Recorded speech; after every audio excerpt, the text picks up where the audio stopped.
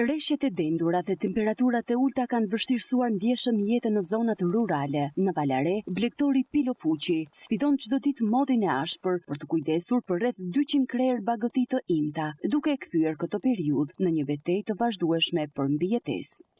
Kam në 200 krerë. Të pjella pollën, qelegët e kam shitur, edhe ja këto në punë të mëdha, po. Rreshtet kanë sjellë problematika të shumta, ndërsa shqetësimi për tufën mbetet i madh. Ky është dimri pa parë.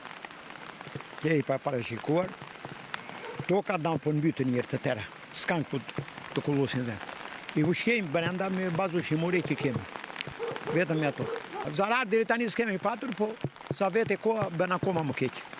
Për mbytje të mëdha, edhe kemi frikë, a bllokuan rrugët, pa le kullota, se kullotat u bllokuan. Po për sa i përket stallave, janë? Po dhe stallat e sigurtas janë, edhe sidomos unë këtu ku i kam pisha mbi stall, po ra në një bord do bien pisha në stall, me frikë të madhe. Nuk e di se di. Me frikë të madhe nuk më zë gjumi natën. Se janë fare mund mbi stall pisha. Nevojat janë të larta në këtë kohë për sigurimin e bazës ushqimore për bagëtin.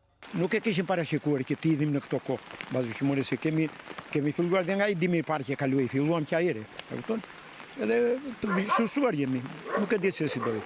Duam dim të na bëjmë që bazë ushqimore, na bëjmë, këto janë, këta biznesmenet e këta na bëjmë, bazë ushqimore ta marrim, me lekët tonë, po të mos rrezikojnë, të mos na ngordhin bakteria.